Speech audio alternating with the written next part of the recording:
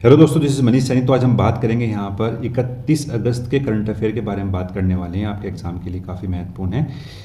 पहला जो हमारे पास यहाँ पर प्रश्न है कि राष्ट्रीय खेल दिवस 2025 की क्या थीम यहाँ पर है। तो वो है यहाँ पर 1 घंटा खेल के मैदान में। ठीक है, 1 घंटा यहाँ पर खेल के मैदान में पूरी थीम है। जो यहाँ पर राष्ट्रीय खेल दिवस है इसको हम जो है 29 अगस्त में मनाते हैं। और हॉकी के जादूगर हैं यहाँ पर मेजर ध्यानचंद की जयंती पर ये जो है दिवस मनाया जाता है। 2025 की यहाँ पर थीम क्या होगी? 1 घंटा खेल के मैदान में। यह दिन जो है खेल और शारीरिक गतिविधियों पर जोर देता है। और यह जो पूरा मूवमेंट है ये फिट इंडिया मूवमेंट से भी जुड़ा हुआ है। ठीक है, फिट इंडिया मूवमेंट से भी ये पूरा जो है खेल दिवस जुड़ा हुआ है इस वर्ष का, जो भारतीय खेल पारिस्थितिकी तंत्र की साझेदारी से यहाँ पर हुआ है। ठीक है, और जो मेजर ध्यानचंद जी हैं इन्होंने भारत को 1928, 1932 और 1936 में जो है ओलंपिक में गोल्ड मेडल यहाँ पर दिलाया था। तो बहुत ही महत्वपूर्ण ये फैक्ट आप लोगों के लिए यहाँ पर हो जाता है। चलते हैं नेक्स्ट प्रश्न की तरफ। चैनल पर अगर आप नए हैं तो प्लीज़ सब्सक्राइब करें, अपने दोस्तों के साथ शेयर करें। नेक्स्ट प्रश्न हमारे पास यहाँ पर कि भारत के एकीकृत रक्षा स्टाफ प्रमुख एयर मार्शल आशुतोष दीक्षित ने किस देश में आयोजित चीफ ऑफ डिफेंस कॉन्फ्रेंस 2025 में यहाँ पर भाग लिया है। तो ये जो कॉन्फ्रेंस थी वो कहाँ पर हुई थी? ये हुई थी थाईलैंड में। ठीक है, थाईलैंड में हुई थी। और बात करेंगे यहाँ पर डिटेल में इस पूरी न्यूज़ के बारे में। भारत के chief of integrated defence staff air marshal Ashutosh Dikshit ने जो है इस कॉन्फ्रेंस में भाग लिया। और ये सम्मेलन जो है वो 26 से 28 अगस्त 2025 को थाईलैंड में यहाँ पर आयोजित किया गया था। नेक्स्ट प्रश्न हमारे पास यहाँ पर कि गूगल द्वारा हाल ही में ही लॉन्च किया गया अगली पीढ़ी का एआई इमेज एडिटिंग टूल्स कौन सा है जिसको कोड नेम नैनो बनाया गया है।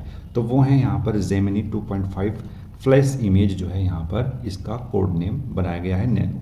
बात करेंगे डिटेल में। गूगल ने अपना एआई इमेज एडिटिंग टूल जारी किया है जिसे पहले नैनो बनाना कहा जाता है।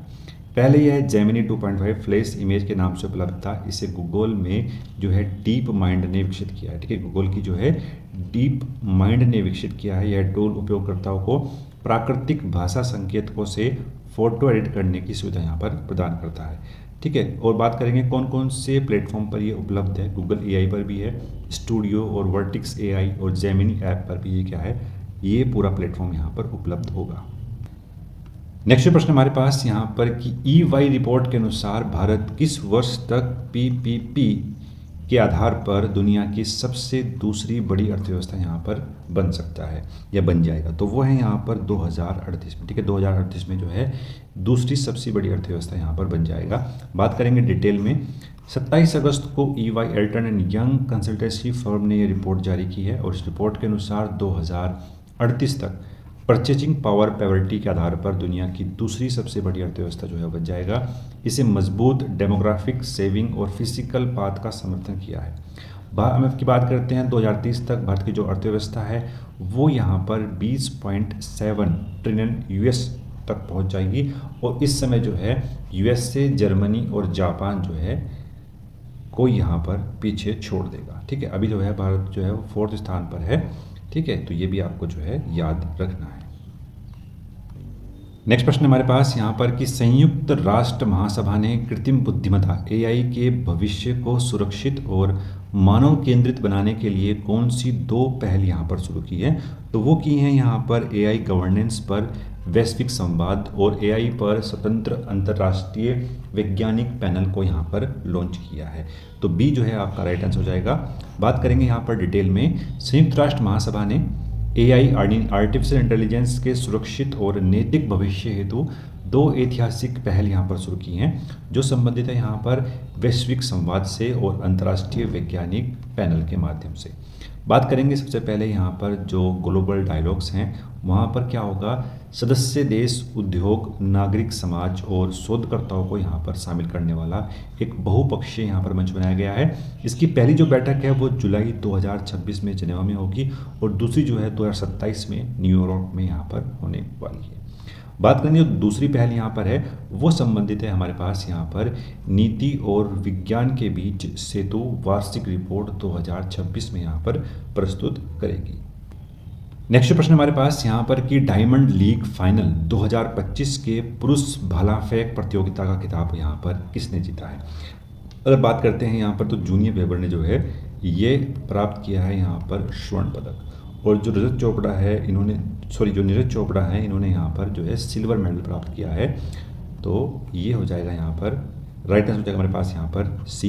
इन्होंने जो है 91 पॉइंट के आसपास जो है यहाँ पर मीटर के आसपास जो है ये भाला फेंका है। बात करेंगे डिटेल में तो ज्यूरिख स्विट्जरलैंड में ये जो पूरी प्रतियोगिता हुई है यहाँ पर जर्मनी के जो जूलियन वेबर हैं इन्होंने 91.5 मीटर का थ्रो कर खिताब हासिल किया है, और भारत के जो नीरज चोपड़ा है उन्होंने अंतिम छठे प्रयास में जो है 85.01 मीटर के साथ जो है दूसरा स्थान यहाँ पर प्राप्त किया है। तो बहुत ही महत्वपूर्ण ये खबर आप लोगों के लिए यहाँ पर थी।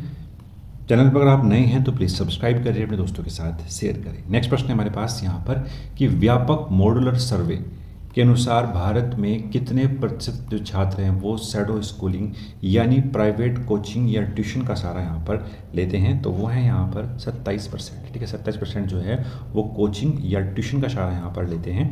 बात करेंगे डिटेल में। जो शैडो स्कूलिंग का अर्थ है कि नियमित स्कूल समय से बाहर जो निजी कोचिंग इंस्टीट्यूट है वो यहाँ पर संबंधित हैं। यहाँ पर जो कॉम्प्रिहेंसिव मॉडल सर्वे किया गया था ministry of statistics and programme implementation के माध्यम से, तो भारत में लगभग 27% जो छात्र हैं वो कोचिंग का सहारा लेते हैं। ग्रामीण क्षेत्रों में जो है 26% है और शहरों में यहाँ पर 31% है। तो ये एक बहुत महत्वपूर्ण यहाँ पर सर्वे कराया है सरकार ने। ग्रामीण क्षेत्रों में लगभग 56% जो छात्र हैं वो सरकारी स्कूल में पढ़ते हैं, और गाँवों में 2/3 जो बच्चे हैं वो सरकारी स्कूलों पर ही निर्भर है। शहरी क्षेत्र में ये आंकड़ा जो है वो 30% है, और बाकी जो है वो प्राइवेट स्कूल को प्राथमिकता यहाँ पर देते हैं। वार्षिक खर्च की बात करते हैं, जो सरकारी स्कूल हैं वो प्रति छात्र यहाँ पर लगभग 2863 रुपये जो है वो खर्च करते हैं, 2863 रुपये खर्च करते हैं औसतन। वहीं अगर हम बात करते हैं प्राइवेट स्कूल में, तो जो प्राइवेट स्कूल में जो है वो लगभग 25,000 जो है छात्र खर्च करते हैं अपनी एजुकेशन में। तो ये इतना बड़ा डिफरेंस यहाँ पर आपको दिखाई पड़ता है। नेक्स्ट प्रश्न हमारे पास यहाँ पर कि अगस्त 2025 में भारत के विज्ञान और प्रौद्योगिकी मंत्री जितेंद्र सिंह ने किस नेटवर्क की शुरुआत की और जिसका उद्देश्य जैव प्रौद्योगिकी, नवाचार और बायो मैन्युफैक्चरिंग को बढ़ावा यहाँ पर देने वाला है। तो वो है यहाँ पर नेशनल बाउंड्री फाउंड नेटवर्क, यानी बी जो है आपके पास यहाँ पर इसका राइट आंसर यहाँ पर बन जाता है नेशनल बायो फाउंड्री नेटवर्क। बात करेंगे डिटेल में। अगस्त में जो पूरा लॉन्च किया गया उद्देश्य, इसका जो पर्पज़ है अगर हम उसकी बात करते हैं कि शुरुआती बायोटेक विचारों को स्केल उत्पादों में बदलना और बायो मैन्युफैक्चरिंग और रोजगार सृजन को बढ़ावा देना यहाँ पर इसका पर्पज़ रहने वाला है। नेक्स्ट प्रश्न की बात करेंगे। उड़ीसा भारत ने किस स्वदेशी प्रणाली का पहला उड़ान परीक्षण उड़ीसा तरफ से किया है, जो दुश्मन के विमान और ड्रोन और मिसाइलों को 35 किलोमीटर तक मार करने में सक्षम है। ठीक है, तो वो है यहाँ पर integrated air defence weapon system. तो बी जो है वो राइट आंसर हो जाएगा। बात करेंगे डिटेल में। अगर हम बात करते हैं, भारत ने अगस्त 2025 में उड़ीसा में ये इंटीग्रेटेड डिफेंस जो वेपन सिस्टम है इसको लॉन्च किया है, पहला परीक्षण किया है। ये 3 स्तरों पे होगा, इसके बारे में बात करेंगे क्योंकि ये काफ़ी महत्वपूर्ण यहाँ पर है। ठीक है, जो इसमें QR यानी quick reaction surface to air missile है वो 30 किलोमीटर की रेंज यहाँ पर रखी गई है। जो यहाँ पर very short range air defence system है वो 6 किलोमीटर की रेंज पर है, और जो डायरेक्ट एनर्जी वेपन्स है जो लेजर आधारित है वो यहाँ पर 4 किलोमीटर पर रखा गया है। ठीक है, एक तो हमारे पास जो S-400 है वो तो है ही, जो हमने रूस से यहाँ से मंगाई थी। इसका पूरी तरीके से जो है इंडिया पाक का जो अभी वार हुआ था वहाँ पर यूज़ किया गया था, तो ये काफ़ी एक्सपेंसिव है। तो इससे जो छोटी रेंज की है वहाँ पर एक गैप था, उस गैप को जो है फिल करने के लिए ये पूरा इंटीग्रेटेड सिस्टम यहाँ पर लॉन्च किया गया है। तो बहुत ही महत्वपूर्ण था आप लोगों के लिए, तो ये हमने यहाँ पर डिस्कस करा। अगर आपको पसंद आया तो प्लीज़ लाइक करें, अपने दोस्तों के साथ शेयर करें। मिलते हैं नेक्स्ट वीडियो में। धन्यवाद, जय हिंद।